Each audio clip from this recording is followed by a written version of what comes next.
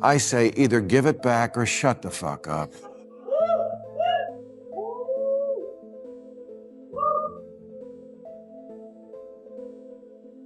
AOC says so many people in this country hate women. Oh, geez. Even the guy at the party who pulls out a guitar is like, way to ruin the fun. Congressman Jamal Bowman says capitalism is slavery by another name. No, it's not. It's the thing that has given more people more prosperity and hope than any other system, flawed though it surely is. Say something about America that you like, because honestly, I don't know why the people who are fighting for this country so hard even want it anymore. Bill Maher has launched a fierce attack on AOC over what he sees as glaring hypocrisy, and the contrast is impossible to ignore. The blunt comedian went directly for the weak spot, calling out the Democratic Party's rising star for condemning America the moment Republicans take the helm. In her eyes, the country suddenly transforms into the most terrible place imaginable, beyond any redemption. But Maher sliced right through that contradiction and held her own statements up to scrutiny. So if sharp political commentary is what you're after, hit that subscribe button and let's jump straight into it. A more pertinent question to ask about the word woke might be, why in such a short time has it gone from a rallying cry to a pejorative? If the word only made you think of rational, deserved causes like teaching a less whitewashed version of American history, AOC would still want to own it. But it's a joke, because it makes you think of people who wake up offended and take orders from Twitter, and their oversensitivity has grown tiresome. That said, Maher pulls no punches as he targets AOC's earlier embrace of woke politics, describing it as a repackaged version of liberalism that has worn out its welcome. He contends that the sudden backing away from that label isn't accidental, it's deliberate. According to Maher, personalities like AOC are distancing themselves from the term because it no longer connects the way it once did with mainstream voters. Not so long ago, she was visible at demonstrations and gatherings, openly leaning into the language and imagery of the woke movement, wearing it almost like a symbol of pride. Now, that very same label appears to have grown politically inconvenient. Maher suggests this shift has nothing to do with a genuine change in values, but everything to do with optics, adjusting the message to match the mood of the electorate. In his estimation, it raises a deeper question about honesty and whether this rebranding signals true personal growth or simply a calculated maneuver to remain politically viable.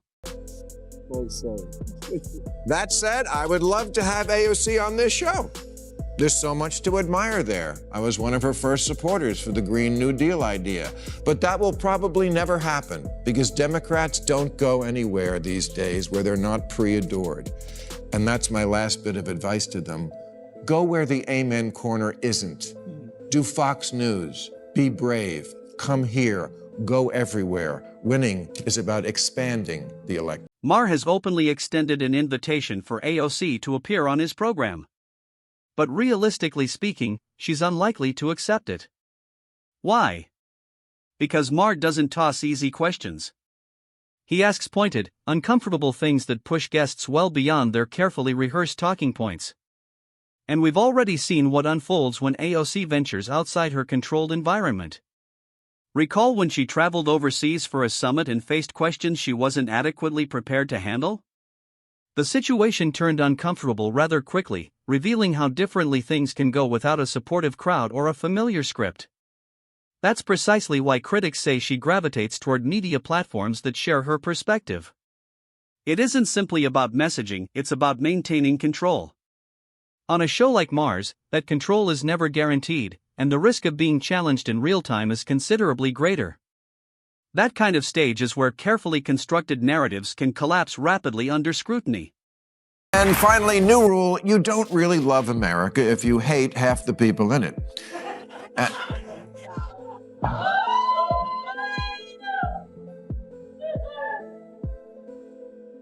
And also if you hate a lot of the things that everybody always loved about it. There's an oft-repeated moment in political debates where the moderator says to the two candidates, say something nice about your opponent. Can you say one nice thing, something that you admire about your opponent? Say something nice about Representative Deal. Tell us something that you admire about your opponent. Can you say something nice about your opponent? I mean, it's always so awkward because the candidates just spent an hour describing how America would be an out-of-control dumpster fire if the other guy won the election. Maher zeroes in on what he believes is the genuine reason figures like AOC appear to harbor resentment toward America. It isn't the country itself that draws their frustration, but rather the people within it, or at the very least, half of them. He argues that whenever political opponents hold power, the nation suddenly becomes beyond saving in their view. According to Maher, AOC and those aligned with her rarely offer balanced criticism or practical solutions. Instead, their messaging frequently devolves into relentless outrage simply because their side isn't running things. He frames this as a pattern of automatic opposition, where every decision made by the current administration is met with immediate condemnation, regardless of context or results. Maher suggests that this sustained state of alarm has moved beyond policy altogether.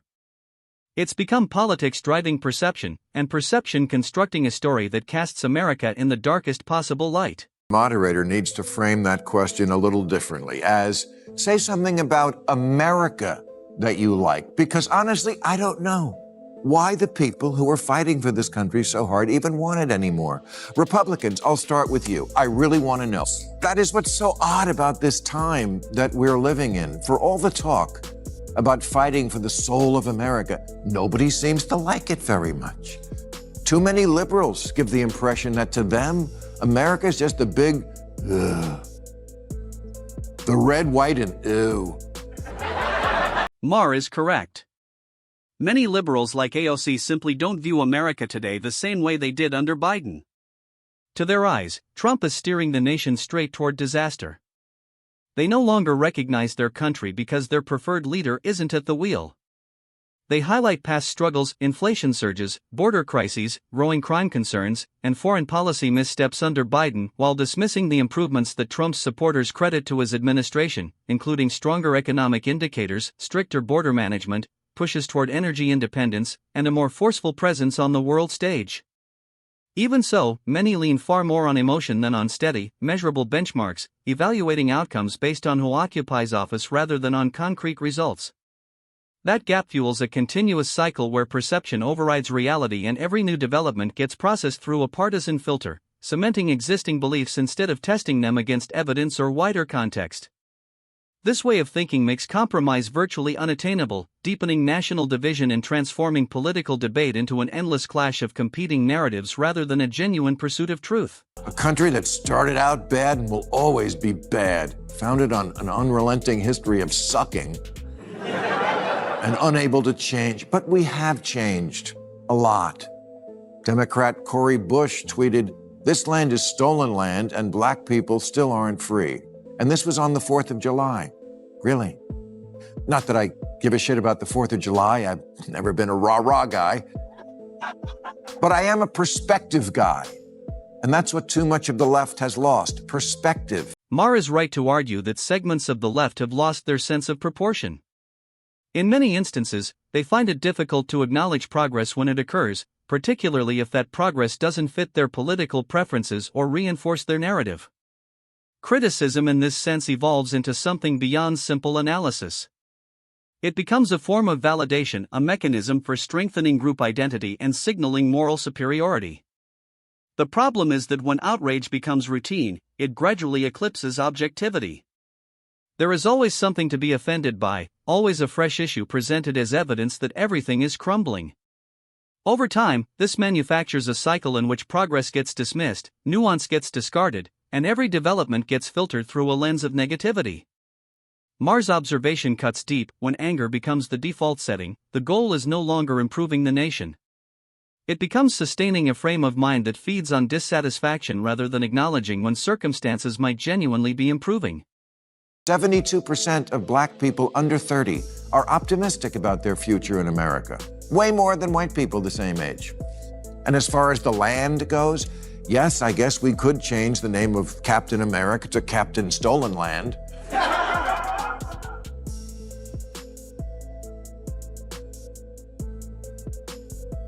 But honestly, to all the people who start every public event now with one of those land acknowledgements where they say, "I'm standing on land that was stolen from the proud indigenous people of the Chumash tribe," I say either give it back or shut the fuck up. Maher pushes back against claims that Black Americans remain trapped in hopelessness in today's America, arguing that this perspective ignores meaningful advancement. While real challenges undeniably persist, it is equally undeniable that substantial progress has been made since the turbulent and painful decades of the 1960s and 1970s. Doors in education, business, politics, and culture have opened in ways that once seemed completely out of reach, and many Black Americans today express genuine hope about what lies ahead. That broader story of perseverance and achievement, however, frequently gets buried. Critics contend that some voices on the left are less inclined to highlight this progress, choosing instead to focus almost entirely on suffering and grievance. The concern is that a one-dimensional narrative can keep communities anchored in frustration rather than empowerment. When the conversation consistently omits progress, it risks distorting the full picture and overlooking the very milestones that could inspire continued advancement, greater unity, and forward-looking momentum. AOC says so many people in this country hate women. Oh, geez. Even the guy at the party who pulls out a guitar is like, way to ruin the fun. Congressman Jamal Bowman says capitalism is slavery by another name. No, it's not. It's the thing that has given more people more prosperity and hope than any other system, flawed though it surely is. The drawbacks of socialism have been examined before, so there's no need to revisit every argument, but it remains striking how frequently certain Democrats continue to present it as a better alternative to capitalism. The reality, however, is far more complex. Nations commonly cited as socialist models, Venezuela, Cuba, and North Korea, have repeatedly wrestled with economic instability, widespread shortages, and stunted growth, though each situation also involves contributing factors like international sanctions, governance failures, and global isolation. That said, the central question still stands.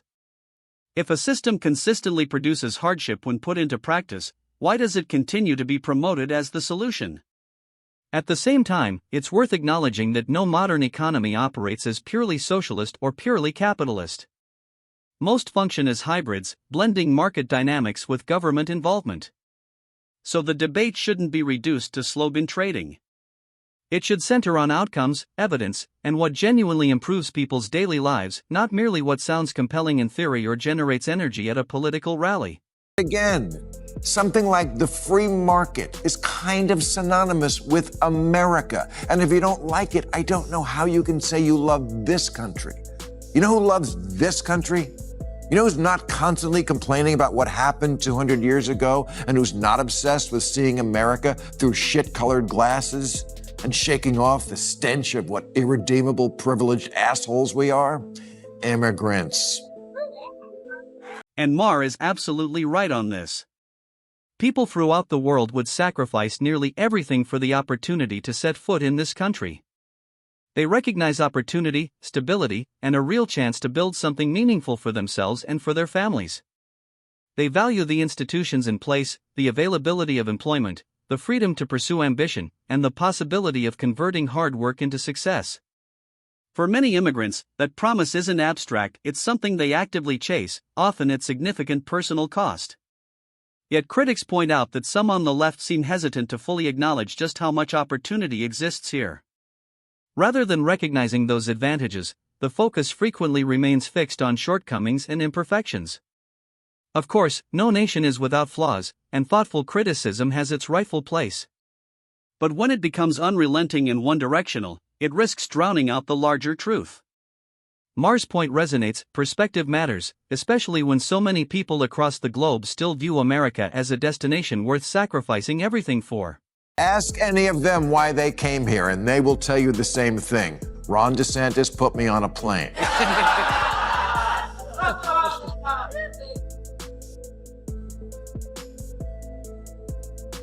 But they will also tell you that America, for all that's so shitty about it right now, is still the last best hope. And those people asking for our votes to take it over should remember. AOC and her political allies are pushing aggressively to reshape the trajectory of this country. Yet according to their own words, it is a place riddled with deep flaws, even irredeemable at times. That very contradiction is precisely what Maher hones in on. If America is as broken as they insist, why the relentless ambition to control its future? Maher raises a pointed and legitimate question: how does one aspire to lead a nation while openly expressing contempt for a substantial portion of its citizens? It creates a tension that simply cannot be brushed aside. Leadership, after all, demands persuasion, the pursuit of unity, and at minimum some degree of respect for those one claims to represent.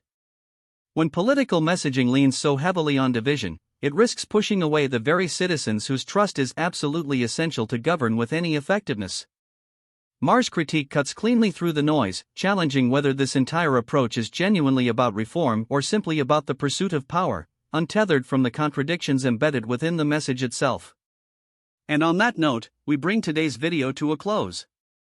If you found it worthwhile, go ahead and hit the like button and subscribe to this channel for more content like this. Thanks for watching, and I'll see you in the next one.